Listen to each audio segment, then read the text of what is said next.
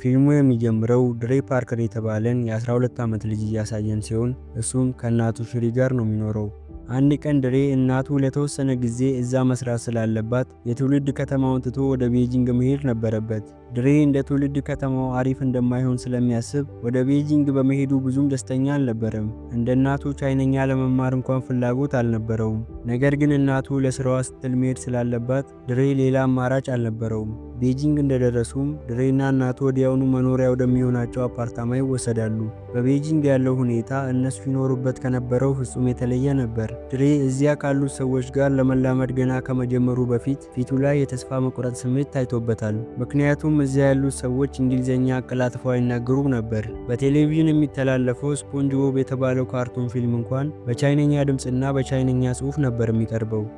መሬት ላይ የወደቀውን ጃኬት ስትመለከት ሽሪ ለድሬ ሁልጊዜ ጃኬቱን ቦታው ላይ እንዲሰቅል ትነግረዋለች። ከዚያም የተበላሸውን የሙቅ ውሃ ቧንቧ እንዲያስተካክል በአፓርታማ ውስጥ የጥገና ሰራተኛ የሆነውን ሚስተራንን እንዲጠራው ትነግረዋለች። ድሬም ወዲያውኑ የእናቱን ትዕዛዝ ተቀብሎ ሚስተራንን መፈለግ ይጀምራል። ሆኖም ወደ ሚስተራን ሲደርስ ሰውየው ምሳ እየበላ ነበርና እስኪጨርስ እንዲጠብቀው ይነግረዋል። እየጠበቀው እያለም ሚስተራን በአንድ ዝንብ ሲረበሽ ይመለከታል። ድሬም ሚስተራን በኩንጉፉ ፊልሞች ላይ እንዳየው ዝንቧን በምግብ መመገቢያ እንጨቶች የሚይዛት መስሎት ነበር። ነገር ግን ሚስተራን የተጠቀመው ተራ የዝንብ መምቻ ነበር። ድሬም በዚህ ቅር ተሰኝቶ ከቦታው ይወጣል። ድሬ መሰላቸቱን ለማስወገድ በአቅራቢያው ወደሚገኝ ፓርክ ይሄዳል። ምንም እንኳን ቋንቋ ቢያግደውም እዛ ካሉት ሰዎች ጋር መግባባት ቀላል ሆኖለት ነበር። ከአካባቢው ነዋሪዎች ጋር የቅርጫት ኳስና የጠረጴዛ ቴኒስ መጫወት ይጀምራል። ከተጫወተ በኋላ እረፍት እያደረገ ሳለ ሜንግ የተባለች ቆንጆ ልጅ ይመለከታል። እሱም በድፍረት ቀርቦ ይተዋወቃትና እሷም የቫዮሊን ተጫዋች መሆኗን ይረዳል። ሜንግ እንግሊዝኛ አቀላጥፋ በመናገሯ ድሬ ከእሷ ጋር በመግባባቱ በጣም ደስተኛ ነበር። ሆኖም ድሬና ሜንግ በፓርክ ውስጥ መቀራረባቸው የቼንግን ትኩረት ይስባል። ቼንግ ሜንግን ይወዳት ስለነበር መቀራረባቸውን አልወደደውም። በዚህም ጊዜ በቼንግና በድሬ መሃል ግጭት ይፈጠርና ቼንግ ድሬን በጣም ይቀጠቅጠዋል። ሜንግም ወዲያውኑ ጥላቸውን አቋርጣ ቼንግን እንዲሄድ ትነግረዋለች። ድሬ ወደ ቤት ሲመለስ እናቱ እንዳትጨነቅ በፊቱ ላይ ያለውን ቁስለት በእናቱ ሜካፕ ይደብቀዋል። በነጋታው ድሬ ሜንግ እና ቼንግ ወደሚማሩበት አዲሱ ትምህርት ቤቱ ከእናቱ ጋር ይሄዳል። ከሰዓት ላይ ሚስተራን የተበላሸውን የሙቅ ውሃ ቧንቧ ለመጠገን ወደ ቤታቸው ይመጣል። በሌላ በኩል ከስራ ገና የተመለሰችው ሽሪ ሁልጊዜ ጃኬቱን በግዴለሽነት የሚጥለው ድሬ ላይ ትበሳጫለች። ጃኬቱን በቦታው እንዲሰቅል ብቻ ብትጠይቀውም እሱ ግን ሊሰማት አልቻለም ነበር። በመታጠቢያ ቤት ውስጥ የነበረው ሚስተራን በእናትና ልጅ መካከል የነበረውን ክርክር ዝም ብሎ እየሰማ ነበር። ጊዜ እያለፈ ሲሄድ ድሬና ሜንግ በትምህርት ቤት የክፍል ጓደኛሞች በመሆናቸው ይበልጥ ይቀራረባሉ። ሜንግ ለእሷና ለቤተሰቦቿ ትልቅ ትርጉም ያለውን የሙዚቃ ውድድር ስለምትሳተፍ ድሬ ቫዮሊን ስትለማመድ ሁልጊዜ ያበረታታታል። በሌላ በኩል የድሬና የሜንግ ጓደኝነት እያደገ በመሄዱ ድሬ ባገኙት ቁጥር ክፉኛ ሊያጠቁት ከሚሞክሩት ከቼንግና ከቼንግ ጓደኞች መራቅ ነበረበት። ድሬ ቼንግን በአቅራቢያው ባየ ቁጥር ይደበቃል። ምክንያቱም ቼንግና ጓደኞቹ እሱን ካዩት ወዲያውኑ አሳደው ይደበድቡታል።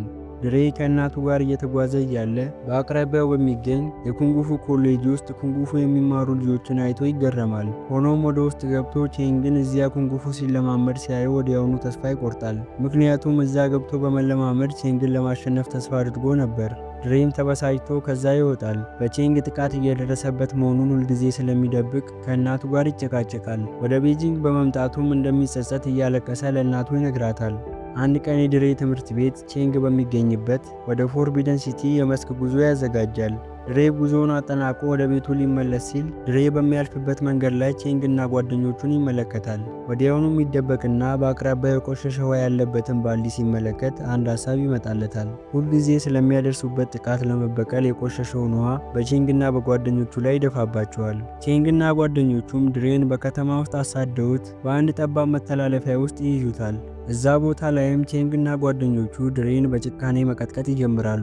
ድሬንም መሬት ላይ ጥሉትና ቼንግ አንድ ምት ሊመታው ሲል ሚስተራን በቦታው ላይ ከሰትና የቼንግን እጅ ይይዘዋል። ቼንግና ጓደኞቹ ሚስተራንን ማጥቃት ይጀምራሉ። ነገር ግን ሚስተራን ሁሉንም ጥቃቶች ይከላከላል። ድሬ ሚስተራን ከታዋቂ የኩንጉፉ ኮሌጅ የመጡትን ቼንግና ጓደኞቹን መቋቋም በመቻሉ ይደነቃል። ሚስተራንም ፋየር ካፒንግ በተባለው የቻይናውያን ጥንታዊ የሕክምና ዘዴ የድሬን ቁስል ያክምለታል። በመቀጠልም ቼንግ እና ጓደኞቹ በተፈጥሯቸው ክፉ እንዳልሆኑና ነገር ግን ጠላቶቻቸውን እንዳይምሩ በሚያስተምራቸው መምህራቸው በማስተር ሊ ምክንያት እንደዚህ እንደሆኑ ይነግረዋል። ድሬ ሚስተር ሃንን ኩንጉፉ እንዲያስተምረው ይለምነዋል። ሚስተር ሃን ግን እምቢ በማለት ከቼንግ እና ከጓደኞቹ ጋር ሰላም እንዲፈጥር ድሬን ወደ ፋይቲንግ ድራገን አካዳሚ ይዞት ይሄዳል። ነገር ግን እዛ ሲደርሱ ማስተር ሊ የሰላም ጥያቄውን ውድቅ በማድረግ ሚስተር ሃን ወይም ድሬ ከቼንግ ጋር እንዲፋለሙ እንደሚፈልግ ይናገራል። ሚስተር ሃንም በግድግዳው ላይ ያለውን የውድድር ማስታወቂያ አይቶ ድሬ በሚቀጥለው የኩንጉፉ ውድድር ላይ ከማስተር ሊ ተማሪዎች ጋር አንድ ለአንድ እንዲፋለም ሀሳብ ያቀርባል። በተጨማሪም ድሬ ለውድድሩ ሲዘጋጅ ቼንግ እና ሌሎቹ እንዳይረብሹት ይጠይቃል። ድሬ በውድድሩ ላይ እስከቀረበ ድረስ ማስተር ሊ በሁኔታው ይስማማል። ሚስተር ሃን ለድሬ በግልጽ የኩንጉፉ ውድድሩ ላይ ከቼንግ ጋር እንደሚሳተፍ ይነግረዋል። ሆኖም ድሬ ቼንግ እና ጓደኞቹ የኮሌጁ ምርጥ ተማሪዎች ስለሆኑ ውድድሩን ማሸነፍ እንደማይችል በማሰብ ወዲያውኑ ተስፋ ይቆርጣል። ነገር ግን ሚስተር ሃን ቼንግ እና ጓደኞቹ እዚያ የሚማሩት እውነተኛ ኩንጉፉ እንዳልሆነ ይነግረዋል። በመቀጠልም እውነተኛ ኩንጉፉ እንደሚያስተምረው ቃል ይገባለታል። ድሬ በመጨረሻም ከሚስተር ሃን ጋር ኩንጉፉ መለማመድ በመቻሉ ቀኖቹን በደስታ ማሳለፍ ይጀምራል። ወደ ሚስተር ሃን ቤት ሲመጣም ድሬ ሳሎን ውስጥ መኪና በማየቱ በጣም ይገረማል። ነገር ግን ሚስተር ሃን መኪናውን ለምን ሳሎን ውስጥ እንዳቆመው ለመናገር አልፈለገም። ይልቁኑ ስልጠናውን እንዲጀምር ይነግረዋል። ሚስተር ሃን ድሬን ማሰልጠን የጀመረው እንደ ጃኬት ማውለቅ፣ መልበስ፣ መስቀል፣ መሬት ላይ መጣልና መልሶ ማንሳት ያሉ የተለመዱ እንቅስቃሴዎችን እንዲያደርግ በማዘዝ ነበር። ድሬ እነዚህን እንቅስቃሴዎች ደጋግሞ ማድረጉን ይቀጥላል። ከዚያም የኩንጉፉ ልምምድ ለምን እንደዚህ ብቻ ሆነ ብሎ ይጠይቃል። ነገር ግን ሚስተር ሃን ስልጠናው ላይ ብቻ ትኩረት እንዲያደርግ ይነግረዋል። ቀናቶችም ያልፋሉ። ድሬም በሙቀትም ሆነ በዝናብ እነዚህን እንቅስቃሴዎች በየቀኑ መለማመዱን ይቀጥላል። በመጨረሻም ስልጠናው ጃኬት መልበስና ማውለቅ ብቻ ከሆነ ቼንግን መቼም ቢሆን ሊስተካከለው እንደማይችል በማሰብ ድሬ የሚስተር ሃንን ስልጠና ይሰለቸዋል። እናም ስልጠናውን ለማቆምና ከውድድሩ ለመውጣት ይወስናል። ሚስተር ሃንም የድሬ ንግግር ሲሰማ ድሬን ይጠራውና በድንገት ያጠቀዋል። ነገር ግን ድሬ ሲለማመዳቸው የነበሩትን እንቅስቃሴዎች በመጠቀም የሚስተር ሃንን ጥቃት በቀላሉ መከላከል ይችላል። ሚስተር ሃን ድሬ እውነተኛው የማርሻል አርት ቁልፍ መረጋጋትና ብስለት እንጂ ቦክስና ጥንካሬ እንዳልሆነ ይነግረዋል። ጃኬቱን በመጠቀም ተደጋጋሚ እንቅስቃሴዎች እንዲያደርግ በማዘዝ ኩንጉፉ የዕለት ተዕለት ህይወት ውስጥ እንዳለ የምናደርጋቸው ነገሮች ሁሉ ኩንጉፉ እንደሆኑና ኩንጉፉ ሌሎች ሰዎችን የምንይዝበት መንገድ መሆኑን ያስተምረዋል። የኩንጉፉን እውነተኛ ትርጉም ካዳመጠ በኋላ ድሬ ከሚስተር ሃን ጋር ልምምዱን ለመቀጠል ይወስናል። አንድ ቀን ሚስተር ሃን ድሬን በልጅነቱ ከአባቱ ጋር ኩንጉፉ ወደ ተለማመደበት የውዳንግ ተራሮች ቤተ መቅደስ ይወስደዋል። እዚያ ሲደርሱ ድሬ ከዚህ በፊት አይቶት በማያውቀው የኩንጉፉ እንቅስቃሴ ውበት ይደነቃል። አንዲት ሴት እባብ እንቅስቃሴዋን እንዲከታተል በማድረግ የኩንጉፉ ስልት ስታሳይ በማየቱ በጣም ይገረማል። እሱና ሚስተር ሃን ለተወሰነ ጊዜ በቤተ መቅደስ ውስጥ ይለማመዳሉ። ከዚያም ልምምዱ በሚስተር ሃን ቤትም ይቀጥላል። ድሬም ለልምምዱ ሁል ጊዜ ትኩረት ይሰጣል። ከሳምንታት ካልተቋረጠ ልምምድ በኋላ ሚስተር ሃን ለድሬ የአንድ ቀን ረፍት ይሰጠዋል። ድሬ በእረፍት ቀኑ ሜንግን ለማግኘት ይሄዳል። አብረው እንዲዝናኑም የቫዮሊን ልምምዷን እንድታቋርጥ ያሳምናታል። ሆኖም ከድሬ ጋር እየተዝናናች እያለ የቫዮሊን ፈተናው በድንገት ወደ ዛሬ መቀየሩንና ልታረፍድ መሆኑን ወላጆቿ ደውለው ይነግሯታል። ድሬ ሜንግን ስልጠናውን እንድታቋርጥ ስላደረጋት የሜንግ ወላጆች ድሬን እንደ መጥፎ ተጽዕኖ አይተው ሜንግን እንዳያገኛት ይከለክላሉ።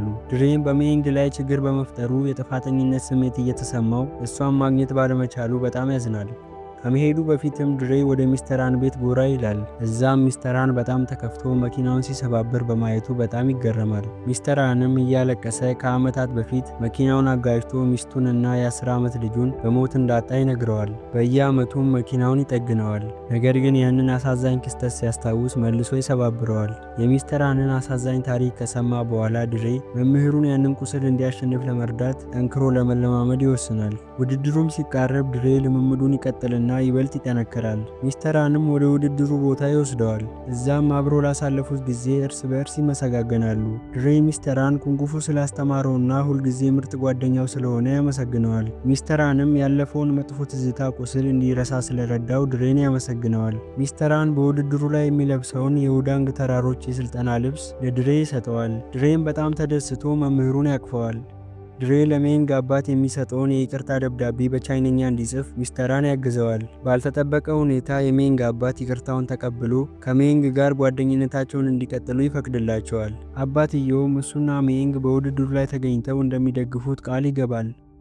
የውድድሩ ቀንም ይደርስና ሜንግና ወላጆቿ በእውነቱ ሊደግፉት መምጣታቸውን ያይና በደጋፊዎቹ ድምፅ ይረበሻል።